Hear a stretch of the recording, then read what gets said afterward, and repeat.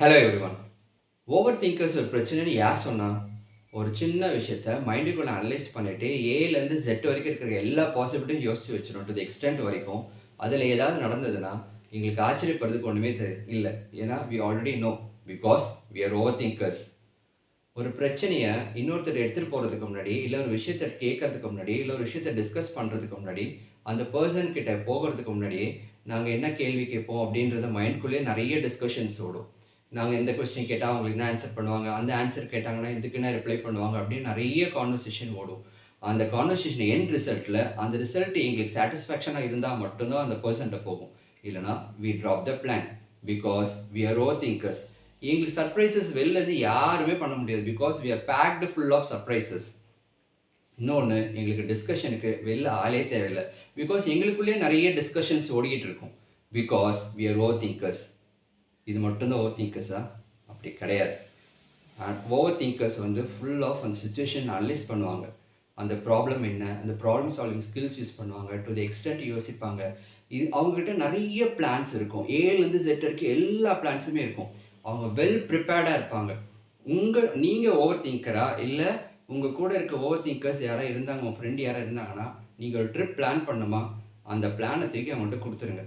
அவங்க கரெக்ட்டா எக்ஸிக்யூட் பண்ணுவாங்க. பிகாஸ் அங்க போய் இறங்குறதுலேருந்து என்னென்ன ப்ராப்ளம் சால்வ் பண்ணணும்லேருந்து நம்ம ரிசல்ட் வர வரைக்கும் எல்லாமே கம்ப்ளீட்டா பேக்டா பார்த்துப்பாங்க.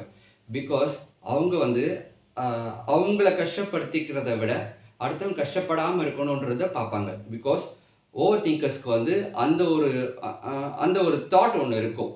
இன்னொன்னு அவங்க நெறைய விஷயம் டீல் பண்ணும்போது, சின்ன சின்ன விஷயத்துக்குமே டீட்டெயில்ஸ் எடுத்துட்டு இருப்பாங்க. இன்னும் சொல்ல போனோம்னா, ஃபார் எக்ஸாம்பிள் இப்போ ப்ராஜெக்ட் பண்றாங்க, இல்ல ஒரு ஃபேமிலி டூர் போறாங்க, இல்ல ஃபேமிலி ஃபங்ஷன்ஸ் இருக்காங்க அப்படின்னா, எங்க ஸ்டே பண்றது? என்ன பிளான் பண்றது? ரிட்டர்ன் வரணும். ஓகே, இன் கேஸ் அங்க போயிட்டு இது நடக்கலன்னா என்ன பண்ணலாம்? அப்படின்ற மாரி ரொம்ப டேக் கேர் பண்ணிப்பாங்க.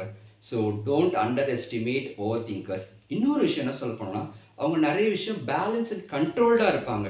அவங்களுக்கும் சில விஷயம் தெரியும். நெறைய நெறைய விஷயத்துக்கு வந்து ஆ என்ன சொல்றது? நெறைய விஷயத்துக்கு வந்து ரிசல்ட் கிடைக்காதுன்னு தெரியும். நெறைய விஷயம் அவுட் ஆஃப் கண்ட்ரோல்ன்னு தெரியும். அந்த மாரி டு தி எக்ஸ்டென்ட்க்குமே யோசிப்பாங்க.